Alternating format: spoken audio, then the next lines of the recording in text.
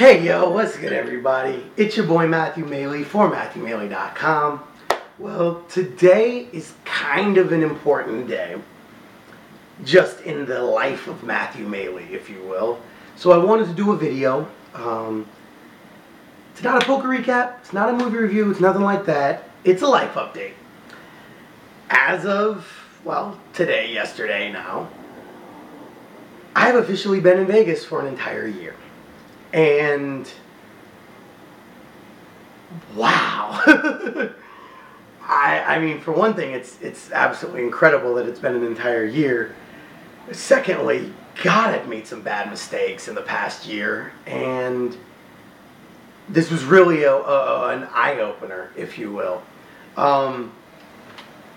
First off, let me say, what's up? Thank you to everybody for your continued support over the past year. It's been very something, it's been very different for me. Having lived my entire life with very, short interludes in Seattle and just outside of London in England, but both were literally 8 months. I've lived my entire life in Arizona. My support system, my family, my friends, my job, my home, my everything was in Arizona. And as you guys know, I packed up my very small little two-seater car with as much junk as I could and hopped on the 93 out here. And it's been pretty awesome, to be quite honest. There have definitely been some lulls, some valleys, but there have also been some peaks. So I just kind of wanted to do a recap, let you know how everything went, where I'm at with life, what's going on. Not touching too much in terms of the series, because the World Series is about to start, but this is more from just a life perspective. I will say the biggest and craziest thing was how quickly the time went by. One thing I want to say is on my 3-week video, a lot of people were saying, oh, you're going to get sick of the Strip, you're going to get sick of seeing it, you're going to hate living here. I love living in Las Vegas, first and foremost. I haven't made that many friends. I don't know that many people. I've yet to go out on a date in Vegas. I know it's kind of sad. Also really haven't been trying. But I love living here. I still get giddy inside when I see the Strip, which I see on a daily basis. Driving to the gym, I get happy. I'm about to go see it right now, and I get happy just seeing the Strip. Makes me like, oh. So that's one thing that a lot of you haters out there, well, I won't call you haters, because it is your opinion. That's one thing y'all are wrong about. I still love that, and it still makes me happy and smile. I'm smiling right now just thinking about the Strip. So that's one thing definitely that is a little different than what a lot of people said. But other than that, I mean, it feels like home, to be quite honest. And I think it's probably because we live in a technology age to where you're never really that far away from anyone. Plus, I've been back to Arizona pretty much every month, since I've been out here. For the sake of, if I hadn't, my mother probably would have murdered me or kidnapped me, one or the other. So I can't really even say that it feels that different, but it does feel like home. And even though I'm now living with a new roommate and it's just an apartment, I feel like this is where I'm supposed to be. So I will say that I don't regret much in my life. I've lived a life that way, and I really feel confident that I do live that life. But I will say I regret a lot of my actions the past year. And it's hard for me to say that. And I apologize if this video kind of goes rambly at times, but this is really just a word in the movie being Matthew Maley right now, and you're on level 7.5 going into my brain, and this is kind of a stream of consciousness, if you will. But it's very difficult for me to admit that there are things in my life that I do regret, or that there are things that I would like to change. But if I could redo the past year, I would.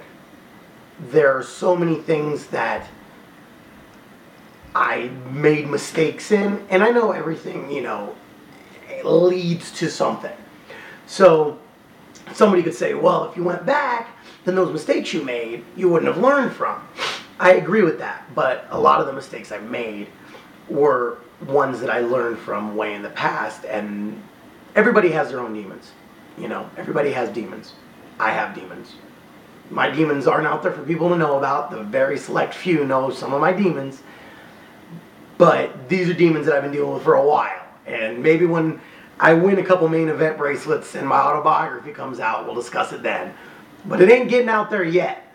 But there are some demons that definitely resurfaced being out here in Vegas. And it wasn't because I was in Vegas, mind you. Before anybody tries to lay blame on Vegas, it wasn't that at all. It was the fact that they were inside of me unresolved, and they simply came to fruition more out here. Though they had been that same way in Arizona, so it's not like it's because I'm in Vegas. But I definitely, hitting a year out here was a huge wake-up call.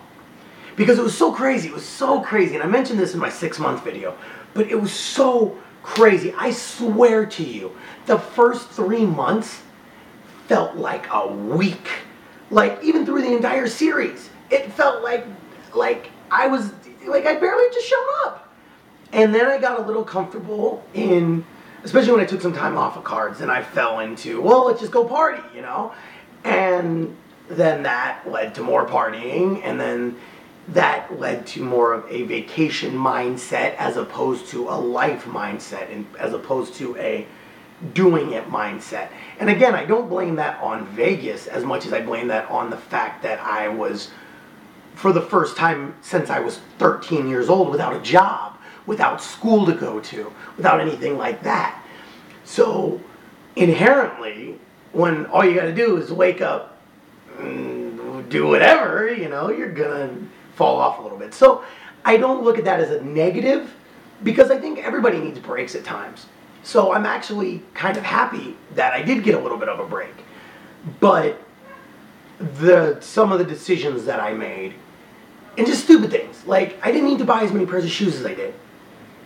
I'm somewhat of an impulsive person, as a lot of you know, and it's the same thing that happened when I bought a bunch of guns. It was, I bought one, well now I want to buy another, well now I want to buy this one, well I want this one, I have the money for it, so let's buy that one, well I want this one, I have the money for it, so let's buy that one. And that's kind of the same thing I did with a lot of shoes, and just a lot of impulsive things over the summer that I didn't need to do.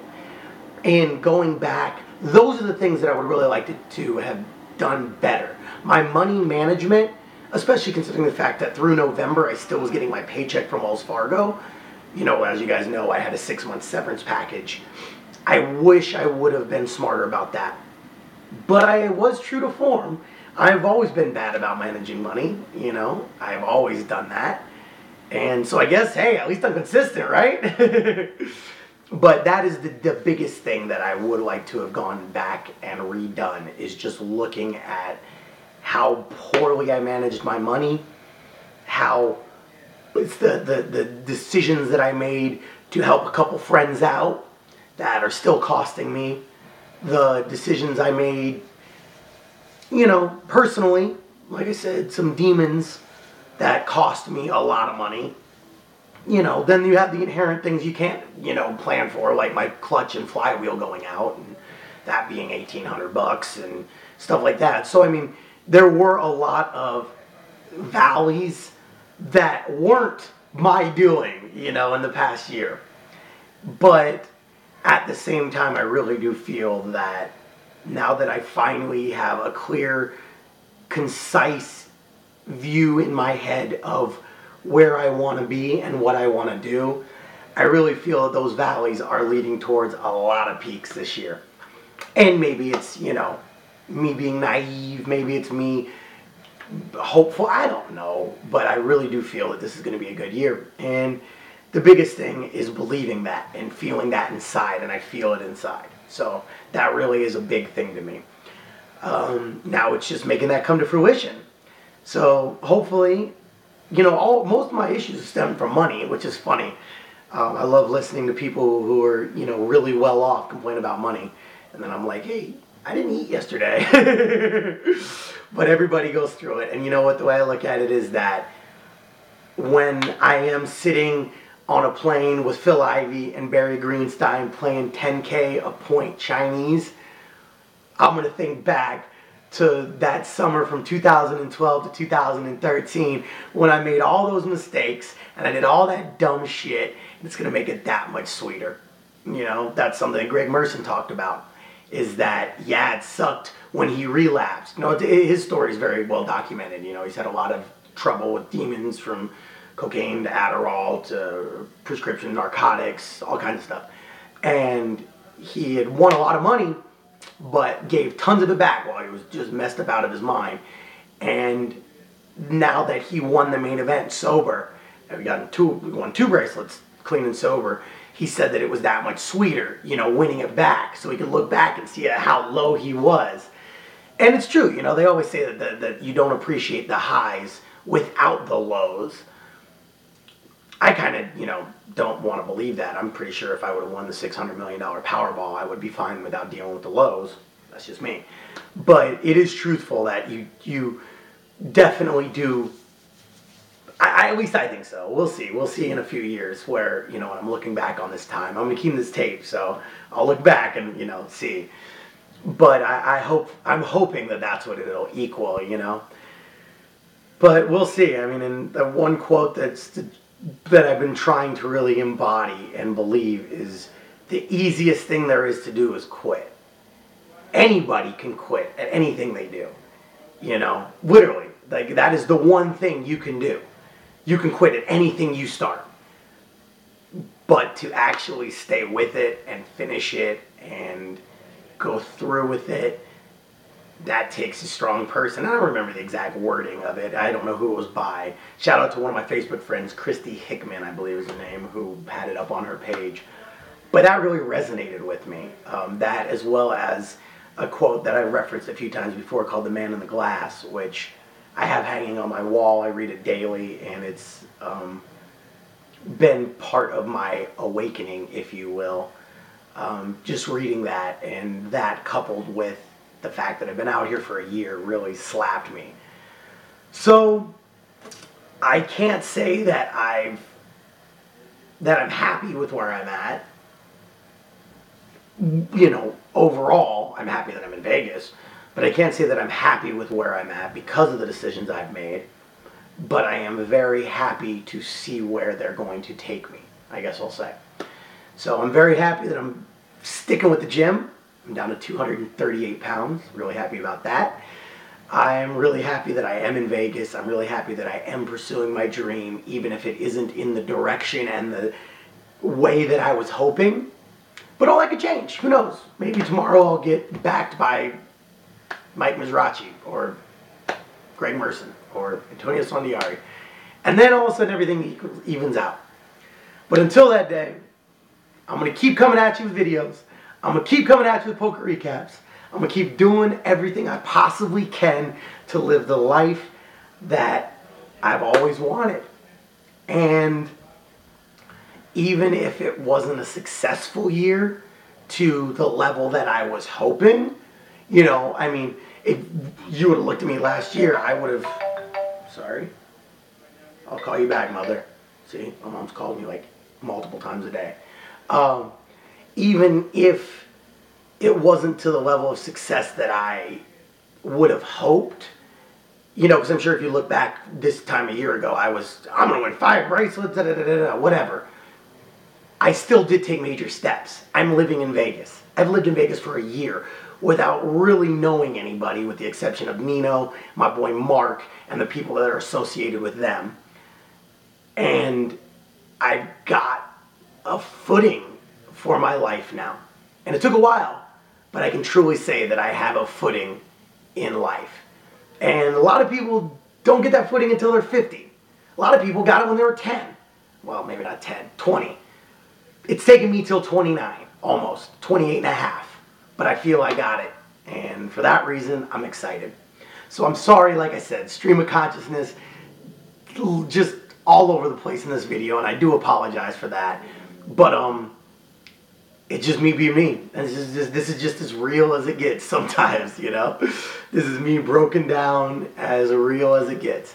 So you want to see who I am? Here you go. You come to MatthewMailey.com to see shoe videos, poker videos, and movie recaps. You probably don't want to watch this video, but if you want to know more of who I am, there you have it. So at the end of the day, gotta say thank you to everybody for all your continued support. I love the comments, love the messages, love the emails, Facebook messages, tweets, stuff on Instagram. I love it. And I know it's leading somewhere. So to everybody who supported me, there's a few of you who've really supported me. You know who you are. Much appreciated. Much love as always. And let's keep it going. We're building to better, bigger, and greater things. This is just one step in the journey. So, as always, I am Matthew Mailey. This is MatthewMailey.com. Thank you guys for checking out my videos. Of course, you can check them out directly on MatthewMailey.com. Website is up, running, we're good. You can always check me out as well if you'd like up on YouTube. Search for MatthewMailey.com or Matthew Mailey Poker. Follow me on Twitter at Matthew Mailey. Like me on Facebook, Matthew Mailey Poker. Suggest me to your friends too. I need more people on there. And finally, check me out on Instagram at Matthew Mailey Poker.